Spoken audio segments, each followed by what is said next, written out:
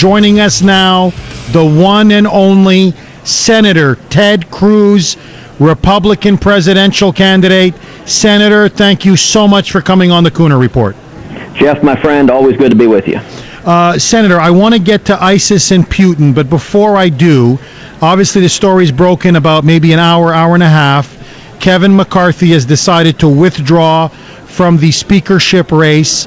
I just want to get your take on this. Is this another decisive defeat for the establishment and a victory for conservatives? Well, I think the reason we're seeing a change in leadership in the House is the American people are fed up. They're fed up with Republican leadership that isn't listening to us and isn't honoring the promises that were made to the men and women who gave Republicans majorities in both houses. When Speaker Boehner stepped down, it wasn't simply because he wanted to do something else. It was because the volcanic frustration with Washington had spilled over to a point where every one of us we're sick and tired of leadership that doesn't stand and fight Obama on anything. And it is my hope that what the Republican conference does now is that they select a speaker who will be a strong conservative and, most importantly, who will put it as his number one priority, keeping the promises that all of us made to the men and women who sent us to Washington to fight for them. Senator, I know the House of Representatives is a very different body than the Senate, and really, you have a lot of influence in the Senate, but obviously not that much in the House. If Senator Cruz could have his way, who would you want to be House Speaker? Would you Chaffetz, Daniel Webster, anybody else? Well, Jeff, I have very deliberately and consistently stayed out of House leadership elections. That I think that's a question for the House conference. So rather than discuss a particular person, because that's a question for every House Republican to consider and weigh and make a decision, what I've tried to do instead is describe the characteristics that I believe should be reflected in leadership in both the House and the Senate. And the most important characteristic is that we actually do what we said we would do. Yeah, you look back a few years ago, people were told across this country, if only we had a Republican House of Representatives, then things would be different. And millions of us in 2010 rose up in incredible numbers. We won a House majority. Very little changed. Then we were told the problem is the Senate. It's Harry Reid in the Senate. You can't do that till that changes. So once again, in 2014, millions of us rose up, conservatives in overwhelming numbers. We picked up 9 Senate seats. We retired Harry Reid as majority leader. And we also won the biggest majority in the House since the 1920s. And what on earth has the majorities in both houses done in the 9 months they've been in power? When I ask that, Jeff, people typically say nothing, but sadly it's worse than nothing. It would have been better if they'd done nothing. After the election, Republican leadership came back. The first thing they did is team up with Harry Reid to pass a $1 trillion cromnibus bill filled with pork, filled with corporate welfare. Then they voted to fund Obamacare. Then they voted to fund amnesty. Then they voted to fund Planned Parenthood. And then Republican leadership took the lead in confirming Loretta Lynch as Attorney General. Every one of those decisions is identical to what Harry Reid and the Democrats would have done. That's why people are frustrated. That's why John Boehner is stepping down as Speaker. And I hope the next Speaker will listen to the voters and stop behaving like an arm of the Democratic Party. Senator, overnight, Russia has now escalated its military intervention in Syria. They're now launching cruise missiles. Bashar Assad is now launching a massive military offensive to crush ISIS and the anti-Assad rebels. My question to you is this. Should we get involved, like Carly Fiorina or others have been saying, set up no-fly zones, help support the anti-Assad rebels, or do you think Putin is right and we should let him take the lead? I think it would be a mistake to get involved in the Syrian civil war. There have been voices in Washington eager for us to send our sons and daughters over to fight that civil war for some time. I haven't been one of them. I think the touchstone of U.S. military policy should be protecting the national security of this country. And What we're seeing Putin and Russia do is a direct response to the profound weakness of Obama over 6.5 years. Putin views Obama as weak, as ineffective, and frankly as a laughingstock. And as a result, he is moving in, he's invading his neighbors like Ukraine, he's kidnapping Estonians, and he's moving into Syria to gain a stronger foothold in the Middle East. What our focus should be is not on the Syrian civil war, but rather on defeating ISIS. Why? Because ISIS poses a clear threat to us. ISIS, they are the face of evil, they are crucifying Christians, they are murdering Americans, and they have pledged to wage jihad and kill more Americans. And what we need, Jeff, is a strong commander-in-chief that says we will defeat ISIS, and we should do so using overwhelming air power, not this photo-op foreign policy of a bomb here and a missile there, but overwhelming air power going after ISIS. And number two, arming the Kurds on the ground who are fighting ISIS. Let them be our boots on the ground. But we have no business, I think, getting in the middle of the Syrian civil war, and part of the reason the Obama foreign policy has failed so badly is he spent hundreds of millions of dollars pursuing these mythical moderate rebels that by and large don't exist. And instead of arming our actual friends, the Kurds, the Israelis, the Jordanians, the Egyptians, all of them who are actually right now helping go after ISIS, we should stand with our real allies, not engage in this weak and politically correct nonsense that's coming from the Obama administration. Senator, tomorrow the president is going to go down to Oregon, in Roseburg. He's going to meet with the families of the victims. A lot of people are saying in Roseburg the president should not be coming down. He has politicized the issue of gun control. Is gun control the answer? And what do you make of the president's visit?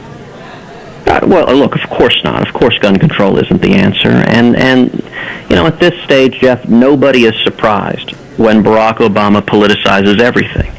That's his approach to every issue. When he sees a tragedy, he tries to live up to his former chief of staff, Rahm Emanuel's dictum that you never want to let a good crisis go to waste. And so within minutes of this horrific murder, he was immediately politicizing it and admitting he was politicizing it. You know, we should be lifting up the families of those who were murdered by this madman, lifting them up in prayer. We should be coming together. You know, the reports that he singled out and tried to murder Christians in particular are horrifying. And yet the president doesn't seem focused on bringing us together. You know, I'll note he wants to go here because he thinks it can further his partisan political agenda.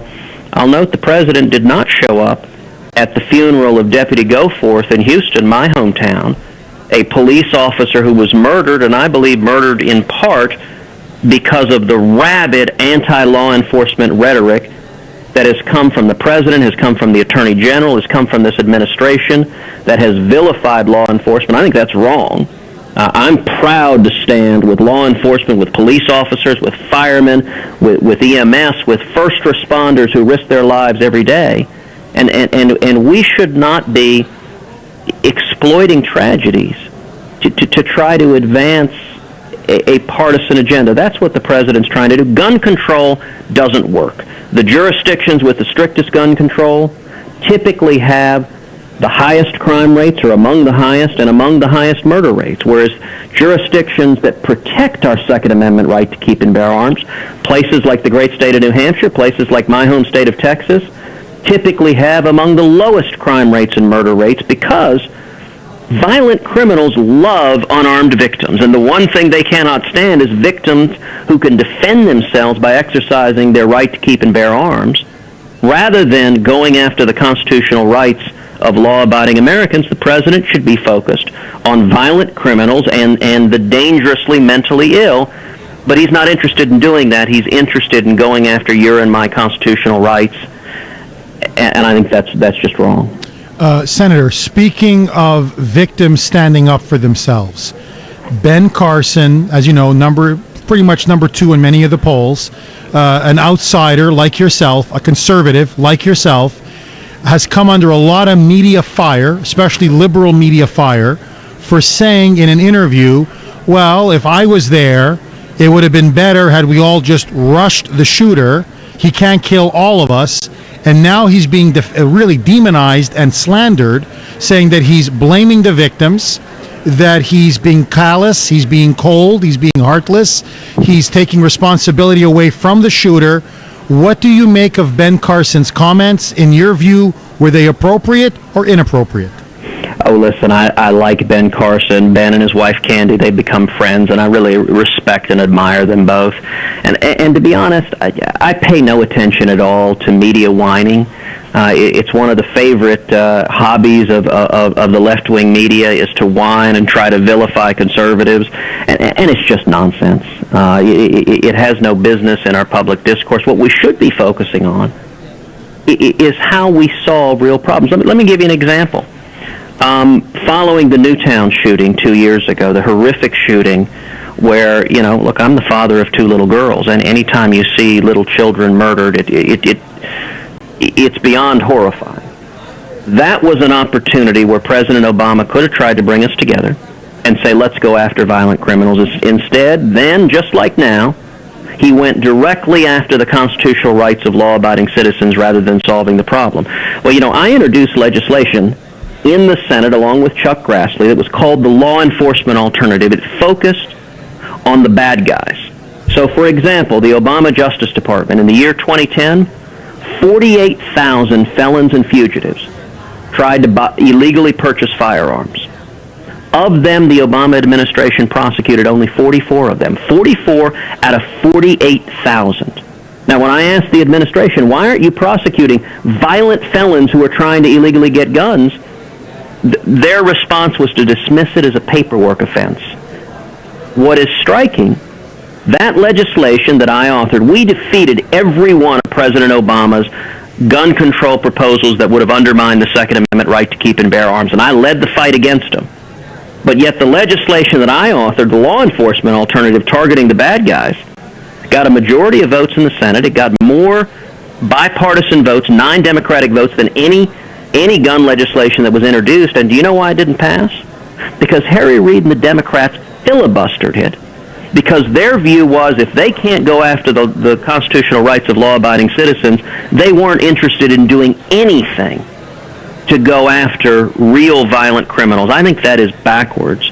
And I'll tell you, because I led that fight and successfully defeated Obama's last effort to take away our Second Amendment right to keep and bear arms, I was very proud last month to be endorsed by Gun Owners of America, tremendously conservative Second Amendment group nationally who looked at all of the Republican presidential candidates, and they said by far Cruz's Second Amendment record is the strongest. He's been fighting for the Second Amendment for over a decade and winning nationally over and over and over again. I was very honored to have that support, and I intend as president to continue to defend the Second Amendment and the Bill of Rights and the constitutional rights of every American. Senator, the Trans-Pacific Partnership, Obama trade, as many are calling it, has been completed. It's a 12-nation trade pact, 40% of the world's GDP. It's a huge trade deal. Will Senator Ted Cruz, Obama wants to put it for an up or down vote. Right. Is Senator Cruz a yes or a no on Obama trade? Well, I have not yet read the deal, and I have a policy that I read things before I commit to how I'm going to vote one way or another. I will confess to skepticism at this point, skepticism about the Obama administration, about their lack of honesty, about what they have negotiated, but I want to actually read the deal before I make a determination, and once they get a copy to Congress, we'll have the opportunity to read it, and then to look at the provisions and to determine if they'd be beneficial or harmful. Senator, so would it be fair to say at this moment Senator Cruz is leaning no? He's not no, but he's tilting a little no. Skeptical of Barack Obama's abuse of power, and that I want to read the agreement before making a decision as to its merits. All right, Senator, I know we're up against it. I want to ask you one final question. Sure. Defunding Planned Parenthood. Yep. I know it's an issue that's dear to the hearts of many conservatives.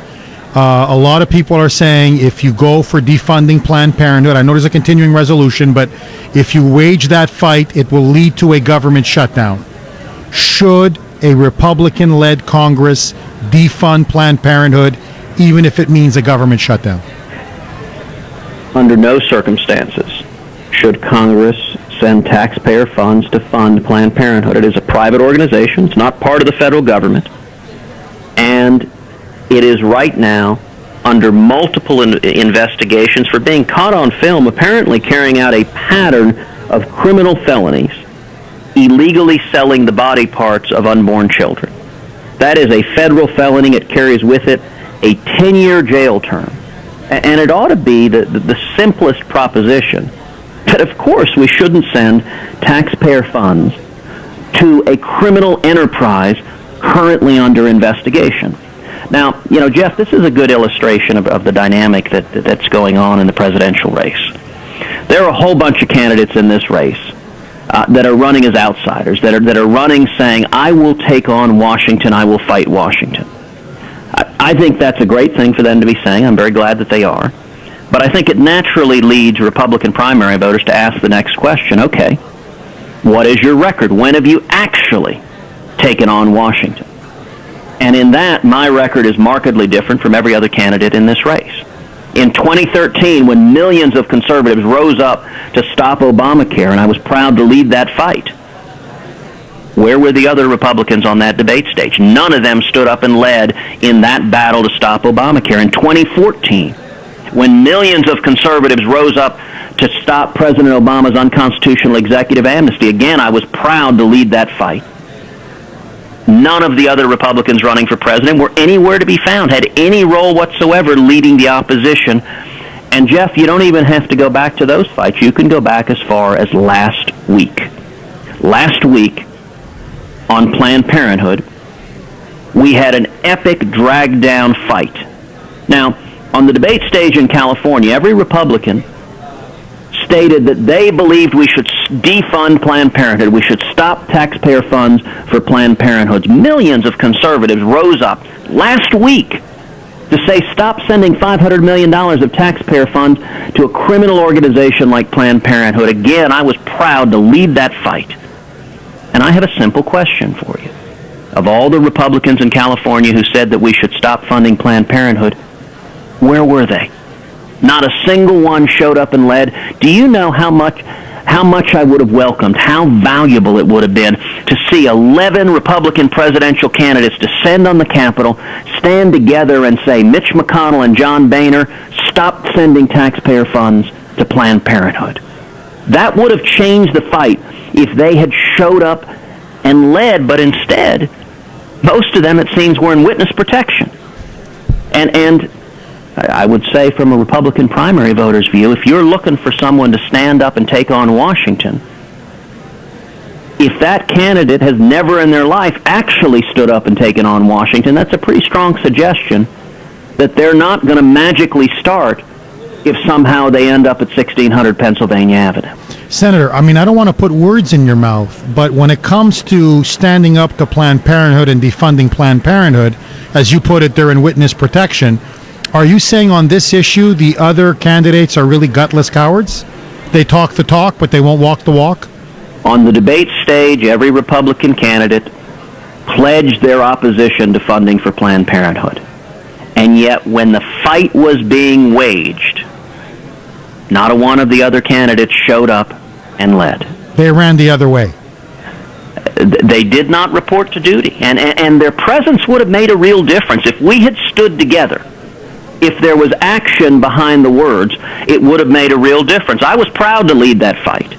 Now, I'll note, Jeff, as you know well, when you lead the fight against the Washington cartel, when you take on not just Democrats, but leadership in your own party, when you take on Republican leadership, as I've done over and over and over again, they fight back. It gets ugly. You get hit by the press. You get hit by Democrats. You get hit by Republicans. I assume that's why the other candidates weren't part of this fight, because they didn't want to pay the price. They didn't want to get hit. But you know what? We're not going to turn this country around unless we have leaders willing to take on the Washington cartel and hold them accountable to we the people.